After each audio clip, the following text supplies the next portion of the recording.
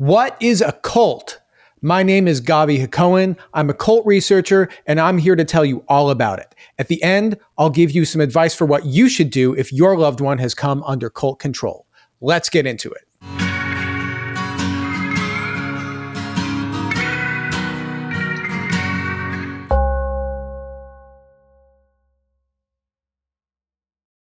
My name is Gavi Hakohen. I'm a cult researcher. I co-host the Leaving Eden podcast with my friend Sadie Carpenter, who was raised in a cult. Be sure to like and subscribe to the channel and to our podcast. And if you or if someone that you know has ever been in a cult, be sure to leave a comment down below. We have a Patreon, and you can find the link to the Patreon in the description. Well, I What do mean, you you'd have call to a define cult? it. Yeah, you'd have to define I cult. think that's way off because I think there's like a billion Catholics. Well, if you're going to call Catholicism a cult, It's a then- cult. I grew up in it. Okay. It's 100%. It's just a cult with a billion people. I mean, well- whenever you got a guy who dresses like a wizard and he's sitting on a golden throne. And a cult is bullshit, and it's created by one person, and he knows it's bullshit. In a religion, that guy's dead. Contrary to popular belief, a cult is not defined by satanic rituals. A cult is not defined by how old a religious group is. A cult is not defined by how many members a group has.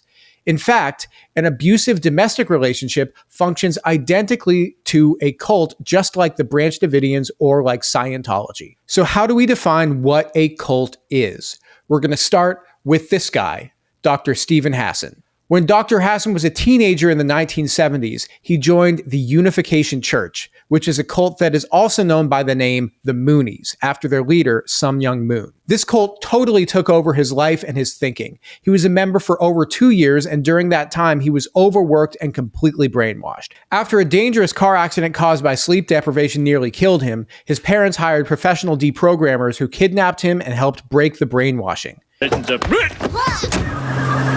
Marge, you're the leader? You don't look anything like the Beans. Knock him out, Reverend! Oh! Oh! Oh!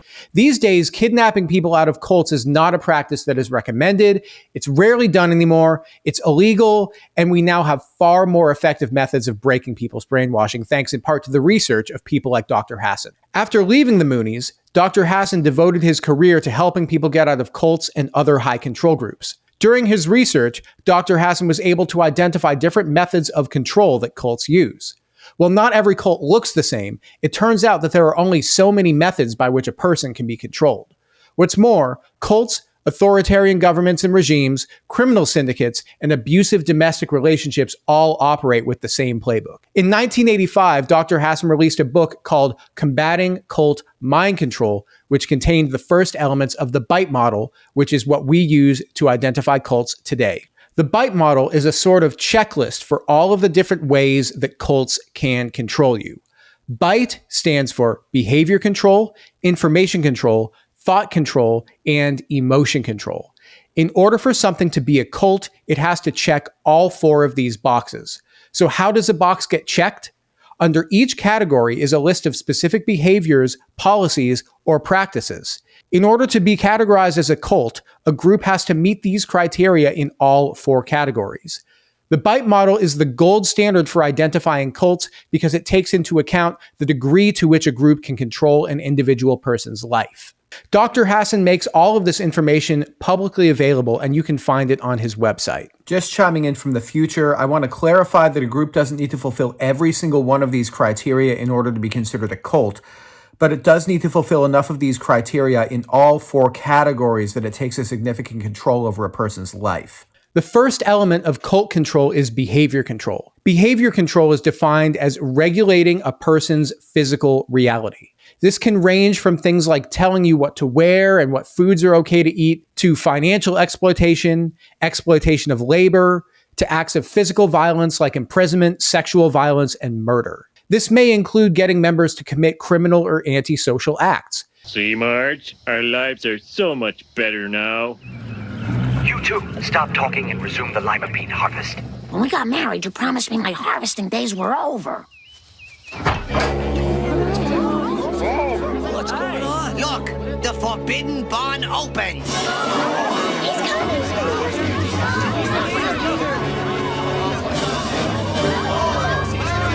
Going we get to see the leader pass by. We toil in the fields and he rides around in a Rolls Royce. The purpose of this is to instill dependency and obedience. It is to get rid of individualism. It is to get the individual to submit to authority. It is to get them to accept that some or all facets of their life are subject to regulation by the cult. Does this mean that any religious group that dictates a certain diet or manner of dress is a cult? Absolutely not. Plenty of religious groups have dietary restrictions. Jews and Muslims don't eat pork and have fasting holidays and traditions. Some sects of Hinduism promote vegetarianism. If regulating the way that you dressed was enough to classify something as a cult, then your school would be a cult. Taco Bell would be a cult. The New York Yankees would be a cult. So how do we draw the line between a reasonable requirement and controlling behavior? To do this, we need to look at the reasoning and the implication. If you work at Target, it is completely practical for you to wear a uniform. This will help customers easily identify you as a store employee so that they can ask you for help. If you are a member of a sports team, then you can wear a uniform so that your teammates, the refs, and people watching the game can identify you. If you're a fan, you might wear your team's gear to show other people that you like that team. These are all practical reasons. So where does it get into controlling behavior? The Institute for Basic Life Principles, or IBLP, is a Christian fundamentalist cult group that was founded by Bill Gothard. The Duggar family, which starred in the TLC reality show 19 Kids and Counting, is part of the IBLP. The IBLP is extremely controlling, patriarchal, and over the years has faced a litany of allegations for abusive behavior. The IBLP has extremely strict dress requirements for women. In the IBLP, women are never to wear pants, but are instead required at all times to wear skirts that go below their knees. Necklines must be high, and they must also avoid what are called eye traps, or anything that could draw a man's gaze to an inappropriate area. Now, you have in your workbook there a diagram. And this diagram gives us 4 levels of conflict. If we're going to be wise, we have to see beyond the surface. And that's why it's important for us to understand these 4 levels of conflict. First of all, there's the surface level, and that involves the visible actions. Here's a parent or parents who see their teenagers going to school or work or somewhere else with the wrong clothes. And they try to reason with that teenager and don't get anywhere. That's only a surface problem. They have to understand that there are some motivations much deeper that would cause that teenager to resist the parent's authority and to wear what they believe is important for them. They believe that these dress requirements are commandments from God. The reasoning behind this is modesty. It is in order to avoid presenting men with temptation. It turns how you are dressed into an issue of character. It makes women responsible for the thoughts that men have. The IBLP explicitly teaches that those who follow God's commandments are protected from harm, and those that disobey God's commandments are punished with calamity. God tells us in His Word that He has laid out a series of principles, laws, that if we violate these laws, then He will begin to bring certain consequences to us as a nation. That is the calamity that's coming upon our nation now. Therefore, if something bad has happened to you, it is because you have sinned. This creates a system where man has tacit permission to abuse any woman who is outside of the rules. And there are so many rules that it is practically impossible to be in compliance with all of them. It is of no surprise then that sexual violence is rampant within the IBLP. Today, it's my honor and privilege to join in this announcement of a guilty verdict in the case of United States versus Josh Duggar. After hours of deliberation and a trial that lasted about a week, former reality TV star Josh Duggar is convicted on child porn charges. Sexual violence, controlling sexual behavior, and punishment of misbehavior with sexual violence are all aspects of behavior control under Dr. Hassan's BITE model as well. As trivial as skirt length may seem to us outsiders, it becomes a symbol of control to members. IBLP survivors that I know have described to me a combination of fear and euphoria that they felt the first time they left the house wearing pants or a skirt that didn't reach their knees. The pants versus skirts question has become so iconic that the Duggar daughters' first outings in pants rather than skirts get coverage by tabloid magazines. I hope this illustrates how within a cult, a dress code isn't just a dress code. The rules aren't just rules. Cults turn these things into something far more sinister. If you are interested in learning more about the IBLP, you should check out recoveringgrace.org and watch Shiny Happy People, which is a documentary that is available to stream on Amazon Prime. Now that I've explained how behavior control functions as a tool of cult control, we can move on to information control. Springfield has been overrun by a strange and almost certainly evil sect calling themselves the Movementarians. In exchange for your home and all your money, the leader of this way out and wrong religion claims he'll take believers away on his spaceship to the planet Blisstonia. Excuse my editorial laugh. But, ladies and gentlemen, I've just learned of a change in this station's management. Welcome, Movementarians. Continue to improve our lives. I love you, perfect leader, and new CEO of KBBO Broadcasting. In order to practice information control, cults must control or curate what sources their members are getting their information from. We all do this to some degree. In order to practice good media literacy, you have to be discerning about what sources you're getting your news from. A sourced article from a respected journalist is more trustworthy than a tweet from an anonymous Twitter account. Some newspapers are seen as unbiased and ethical, while others simply function as mouthpieces.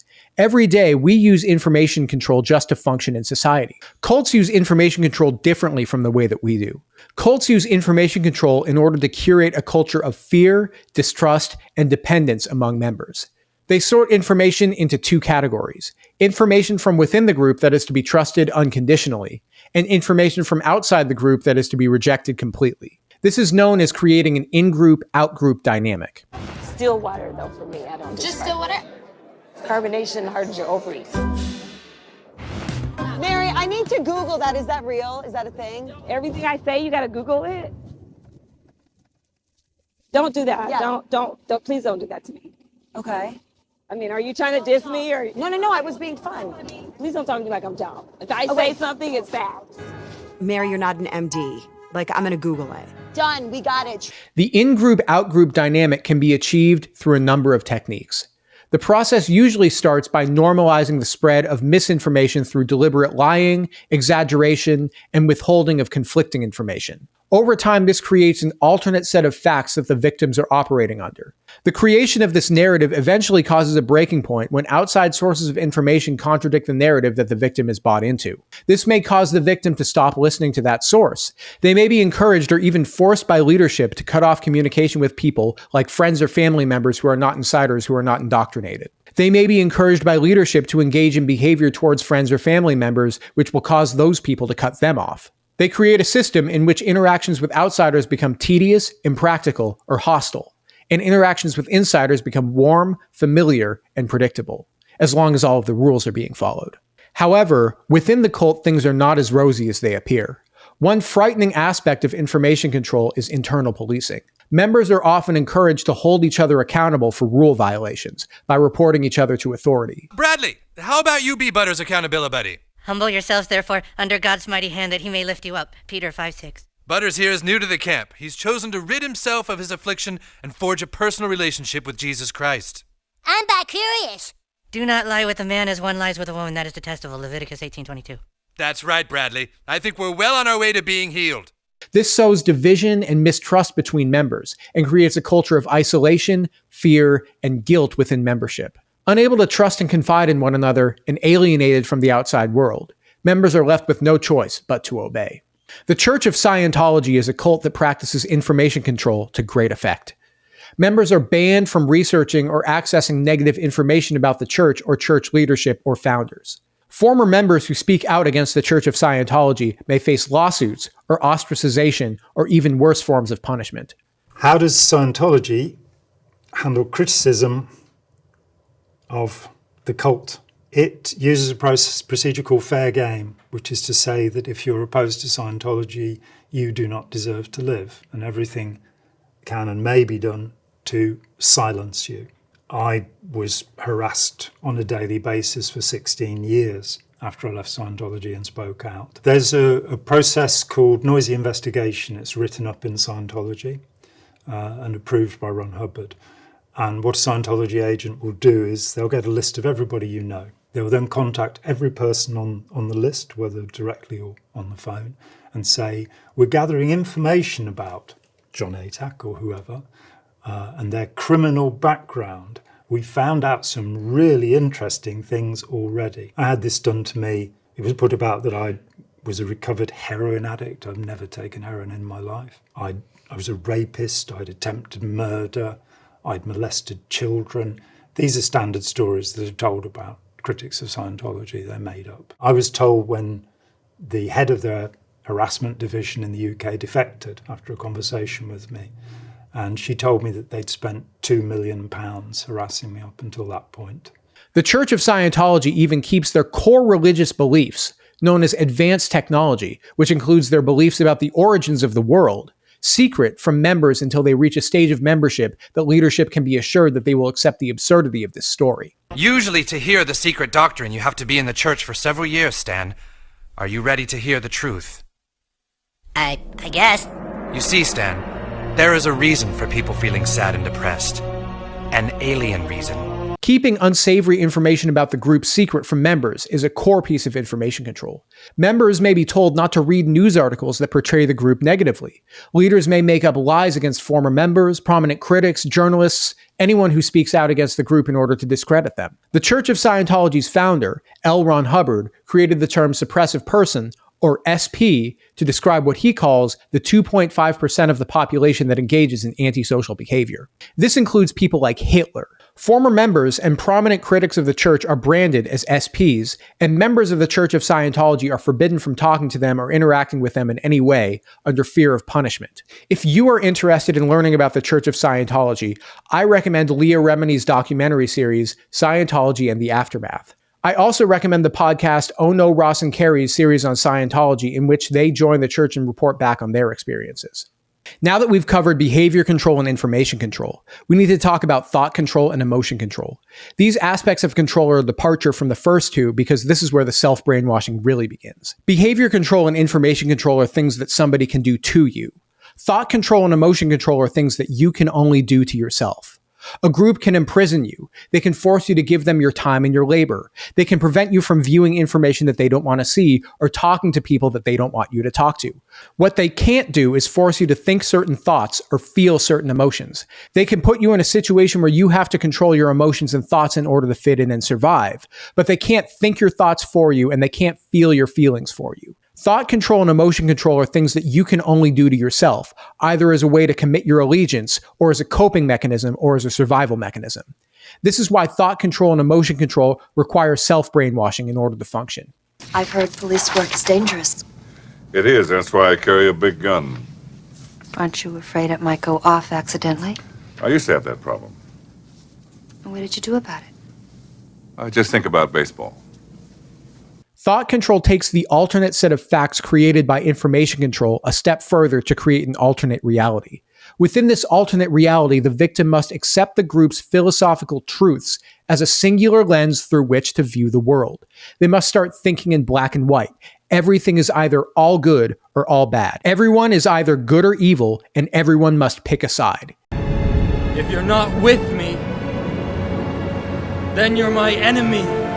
In order to choose the side of good, members must be good in every aspect of their lives. Purity of thoughts and purity of mind are essential for survival in an evil and corrupted world. Members may be taught thought-stopping cliches in order to quell cognitive dissonance and terminate discussion. Dissenting thoughts or beliefs can be labeled as evil or unproductive, and those who follow those lines of questioning can be labeled as troublemakers and face ostracization. Miss Hoover, I don't think I can dissect an animal. I think it's wrong. Okay, Lisa. I respect your moral objection. Uh-oh. 2 independent thought alarms in one day. The students are overstimulated. Willie, remove all the colored chalk from the classrooms. I warned you! Didn't I warn you? That colored chalk was forged by Lucifer himself! Bad thoughts or wrong thoughts aren't just discouraged. They're a sign of moral failure. They're a sign that a member is not really part of the group, so they need to be suppressed or hidden away. This ties in closely with behavior control, so I'm going to use the same Christian fundamentalist groups I talked about earlier to illustrate this point. In the IBLP, there is a long list of things that are considered sinful, including the example that I used earlier, a woman wearing a skirt that doesn't go past her knee. If you're a member of the IBLP and you see a woman wearing a shorter skirt or pants, and you think to yourself, oh, that's cute, I wish I could wear that. That is a desire to sin. The desire to sin is a bad thought. It's something that needs to be suppressed. So you may be taught a thought-stopping cliche such as the Bible verse Jeremiah 17:9. The heart is deceitful above all things and desperately wicked. Who can know it? This is a thought-stopping cliche because it teaches the victim to ignore their thoughts, needs, and desires because they go against the rules and those desires are wrong. Thoughts and desires that go along with the group are heavenly, godly, and good. Thoughts and desires that go against the group are evil, demonic, and wrong. What's more, if you think these things, then it may be evidence that you don't truly desire to follow Jesus and that your salvation is not legitimate. God is omnipotent and knows your thoughts before you do. So what's the remedy for this? More prayer, more submission, doubling down on removing your own impurities. This creates a cycle of self-denial and self-hatred. So you can see how this works for something as seemingly trivial as the length of your skirt. Now imagine how damaging this can be when applied to something as immutable and intrinsic to a person as their sexual orientation. Cult groups control who members are and aren't allowed to have sex with and who they are and aren't allowed to love. This can take the form of banning consensual sexual relationships that they find to be unseemly. The control of clothing and appearance also includes control of expressions of gender identity that the group doesn't like. Many members of the LGBTQ community who grow up in this kind of environment are brainwashed from a young age into hating themselves. If you're interested in hearing from queer people who grew up in Christian fundamentalism, I recommend Andrew Pledger's channel. I also recommend following Liz Hunter on Instagram and TikTok. The fourth element of the BITE model is emotion control. Emotion control is the most insidious and most difficult to reverse part of cult control. Many people who leave cults spend their whole lives working to deconstruct their brainwashing, and emotion control can be the stickiest part of cult control. The purpose of emotion control is to take the wide range of human emotions and distill those down to only the emotions that are useful to the group, the emotions that make members into obedient followers. Attachment is forbidden. Possession is forbidden. Compassion, which I would define as unconditional love, is central to a Jedi's life. So you might say that we are encouraged to love. Most cults claim to be operating under some sort of moral code. Maybe they're a Christian fundamentalist group that pushes conservative social values. Maybe they're a New Age spirituality cult that is operating under the intention of healing people and healing the world. Maybe they're a multi-level marketing business cult that claims a moral mission of empowering women to be business leaders. Whatever it may be, once cult members buy into this mission, they buy into doing what needs to be done on an internal level to accomplish the end goal. Controlling one's emotions is something that everybody has to do to some degree, and it's something that highly successful people are often very good at. If you're a professional basketball player and you suffer a devastating injury, you may feel despair that your season is over. Your injury might negatively affect your next contract and make it so that you have to change teams and move your family across the country. In order to move forward, you have to practice emotion control on yourself and be determined to come back and succeed when the lights shine the brightest. Now, say you're a member of a controlling religious group. The group's rules are extremely difficult to live by, but you've bought in. You believe that following these rules are a moral imperative, and as a result of your membership, you face personal hardship in your life. You now have a strained relationship with your family. You're suffering financially because the group is exploiting you. You're overworked. You're sleep deprived. In order to keep going, you frame these difficulties as trials, as something that will make you stronger. So you don't allow yourself to feel the resentment or hatred or anger towards leadership. You direct those feelings upon yourself. You direct those feelings of betrayal towards the family and friends who you're becoming estranged from. You direct the love that you have for them towards the group, towards leadership. They're your family now. Positive emotions like love, like joy, like pride, like empathy, like gratitude are now reserved for the in-group. Negative emotions like anger, hate, contempt, and pity are reserved for the outgroup. The group may explicitly say this, or this may be something that comes about on its own. They may use emotion-stopping cliches, things like, facts don't care about your feelings. They may accuse outsiders of being evil manipulators for trying to appeal to the intrinsic goodness and loving kindness that only cult members understand. The fear of losing salvation, losing status, or being ostracized becomes a cudgel that is wielded constantly. The way that you experience emotions is an intrinsic part of who you are as a person. When a cult manipulates the way that you feel emotions, it can be difficult to deconstruct the damage that this causes. Many cult survivors suffer from PTSD and experience PTSD symptoms as well as depression, anxiety, and other mood disorders for the rest of their lives, even with intensive therapy. So what can you do if you fear a loved one is coming under cult control? The most important thing that you can do is to maintain contact with that person. However you can, if you're able to safely and have the capacity to do so, you should try to maintain a positive relationship with this person and let them know that you want them in your life. They may attempt to sabotage this relationship at the behest of whoever is controlling them. They may do or say things that make you feel like you want to cut them off or go low or no contact. They may stop responding to your messages or taking your calls, but it is important that you keep sending loving and positive messages, even if they don't respond to them. If you're able to do so safely, maintaining communication counteracts isolation and information control. Keeping an exit available to them counteracts behavior control. Maintaining dialogue counteracts thought control. Continuing to show love and affirmation counteracts emotion control. Within a cult or an abusive relationship or a high control group, love is conditional. Love is metered out as a reward for good behavior, and love is withheld as a punishment for disobedience.